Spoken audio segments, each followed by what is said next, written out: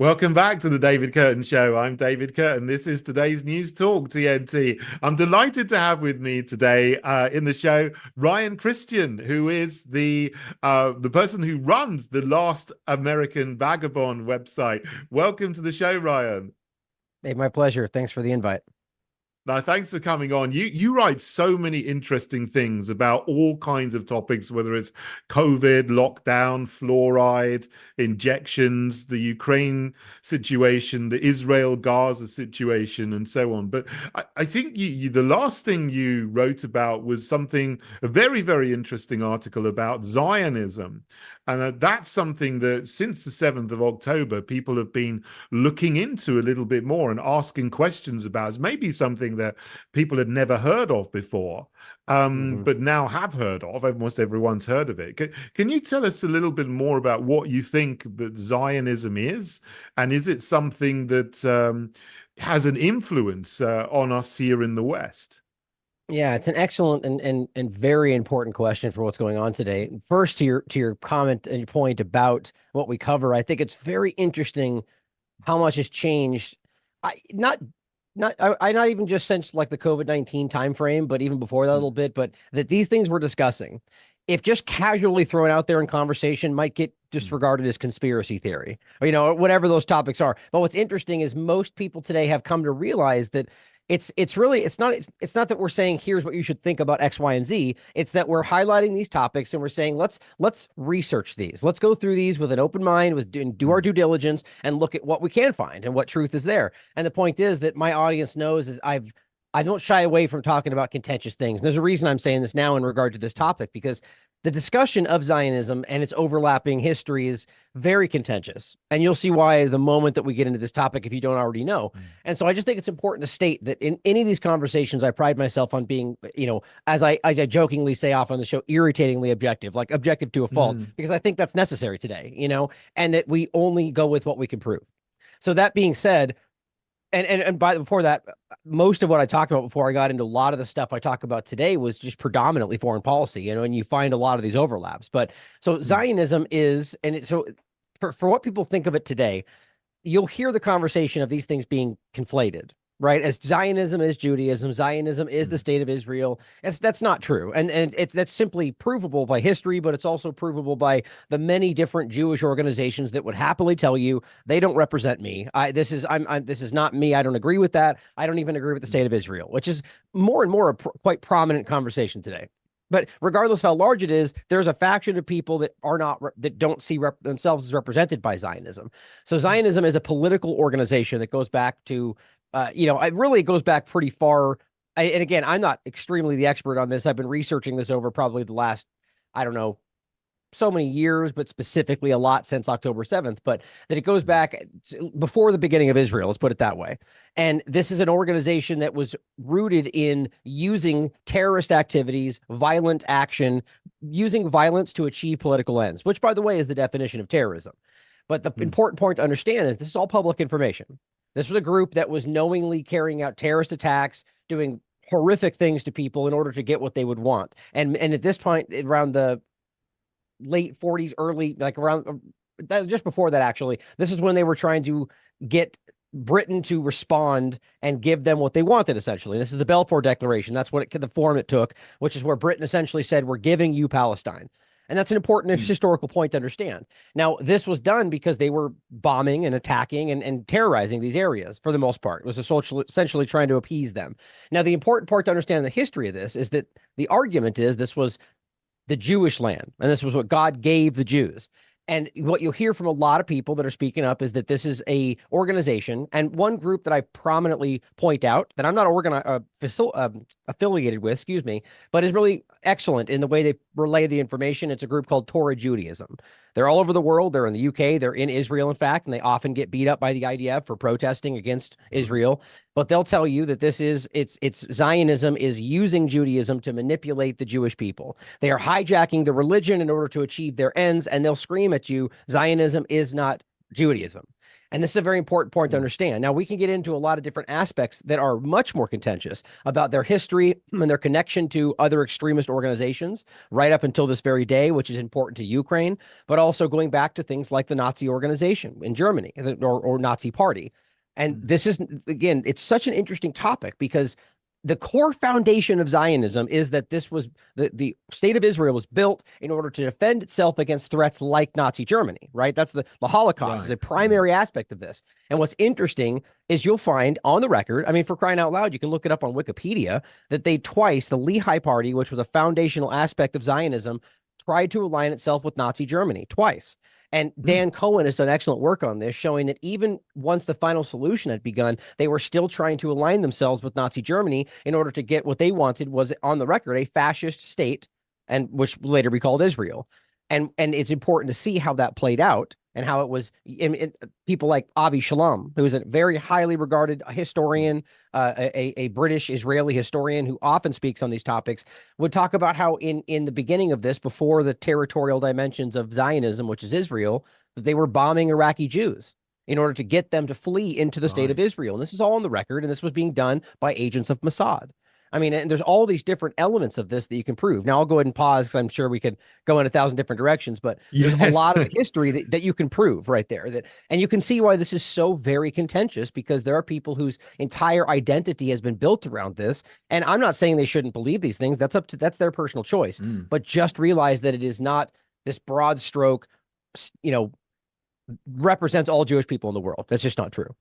Yeah, I mean, there's so many questions I could ask you about this, but the thing is, this is new information, but you do a great job because, as you say, it's all researched, it's all referenced, so people can look at the videos you put up and the articles you put up, and then actually look at all of the individual documentation that leads you to, say the things that you say, because it's not it's all provable in history and so on. But one interesting thing to me is you say there's this group called Torah Judaism, which is against Zionism, but and also that goes along with some reaction that I've had. I'm a Christian, but there's a lot of people who are Christians who have actually said they're not going to support me anymore because I've called for a ceasefire in Gaza.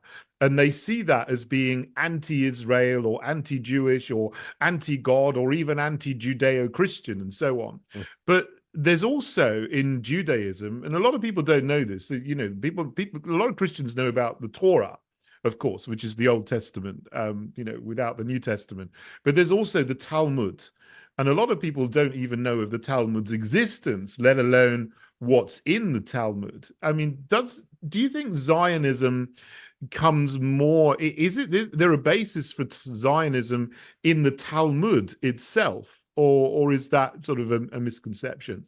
Well, again, and this is more a question for theologists and like the different, because you have to understand what's interesting is that, I just played an interesting clip from a person citing the Torah as his logic for why God tells him to kill Muslims, right? So you'll find this in any context, in Christian discussions. If you read through the Bible, you'll find some pretty incredibly crazy passages that you probably didn't know were there. That's like, wow, that's calling for violence, or you'll find this in any of these historical religious documents, and most of us today go, oh, that's a different time, we don't practice that anymore, and that's in any of them. That's Judaism, that's Muslims, that's any of this, right?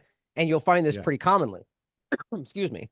And so what's interesting to me, the reason I state that is just to say that anybody could probably take what they want from what they're reading and believe a certain thing, or misinterpret it. But what's important to point out, I would argue, and this is what's the whole crux of what I see this as, and this is what they mean when they say that Zionism is manipulating Judaism, they're hijacking it in a sense, is that they arguably, and this, I'm sure it's a mixed bag when you get into how long this has been happening, don't believe in the religion. This is a manipulation. It's about going back to Herzl and the origins of Zionism.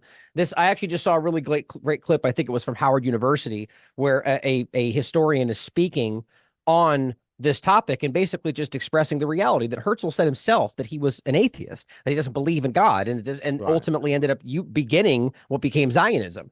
And so you could argue that, of course, maybe he had a moment and he changed his mind. I mean, you could argue anything, right? But what's interesting is when you align all of the history, it's very clear that this was something that was done from a group of people that wanted control, that were willing to align themselves with the very entity that now becomes the justification for their existence. Like, it doesn't really make much sense until you realize that Zionism was really seeking power at all costs, essentially, and including, and there's a very alarming document, and this is the kind of stuff to my point in the beginning, that if without due diligence, just hearing this, you're going to choose to reflexively dismiss something like this because it sounds extreme, but it's a CIA document. I've discussed it live on my show. You can see it right on CIA.gov, where they're discussing at this time that the Zionists were willing to sacrifice, that's exactly the term, sacrifice the Jews in Arab nations to achieve their state.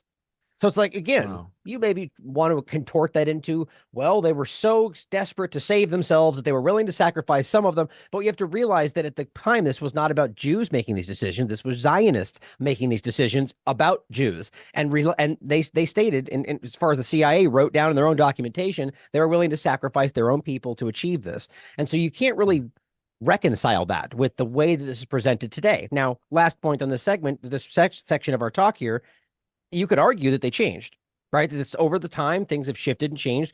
But I think it's quite obvious what we're seeing today. It's a representative. It goes right back to the origins of what they were, what they stated they wanted to accomplish, and what they've done. The first Nakba, what followed. I mean, it's very obvious. And actually, just one more thing to your point about the ceasefire. I mean, man, it's so overwhelming to me how frustrating that is. That people would say, you calling for ceasefire is somehow calling for violence against anybody is mind-blowing to me, seeing as how it's a ubiquitous statement that everybody stops violence. It's so crazy. And I think that's indicative of what we're talking about today. Manipulating basic things in order to manipulate emotions of people to achieve political ends. And clearly calling for a ceasefire is the exact opposite of calling for violence against anybody.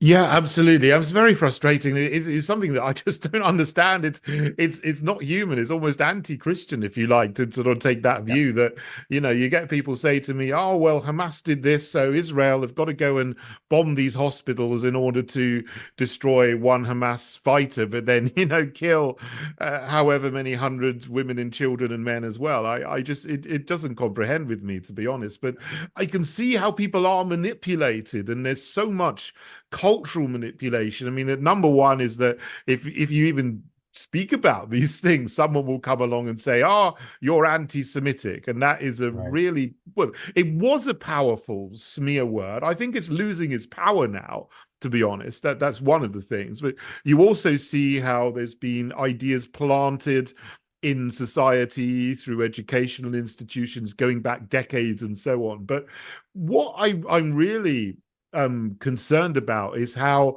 the politicians that make decisions, the people that inhabit the Houses of Parliament, Congress in the USA, and so on.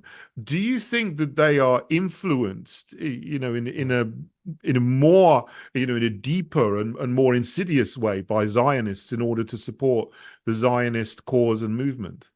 Yes, 100%. I'm glad you asked that again, because that was part of your earlier question. And that's actually a very important part of this. And again, think about how interesting it is for us to be able to say, hey, I'm concerned that this foreign entity, whoever, from wherever, has undue influence over our policy.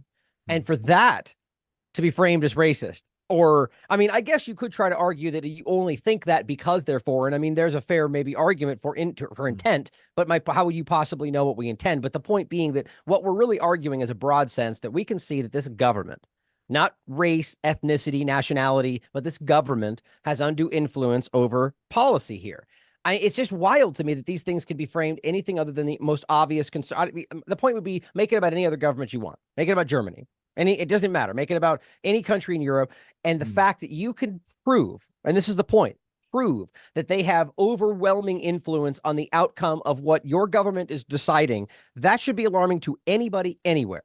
And you can prove this right now. And this is what I'm talking about. Like, just to make it very simple in regard to Israeli. This Israeli government have clear influence over what we're talking about here in this country. And that's made clear just by the fact that we're watching Biden basically destroy his entire political career just to be able to maintain his support for a genocide, even though he's slowly walking it back right now. But I mean, it's important to see that, for instance, a very small example. I forget who it was, and it doesn't even matter. A politician made a point to say AIPAC lobbies our politicians and influences what they're doing.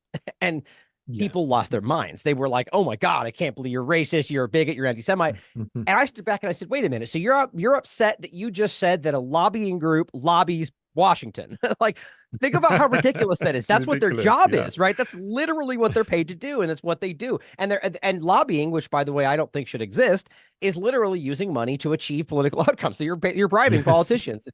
So the point that's hilarious to me is that was another example of how sensitive and over the top. And, the point was, you're not allowed to highlight that, even though we know everybody else does it, because we're already sensitive to that, because I think it shows like a guilty conscience, if you were, from like an Israeli Zionist mentality that you're doing that. And again, it's a provable reality that you can see all of the overlaps in regard to how they influence the outcome. Now, a very sensitive topic in all of this.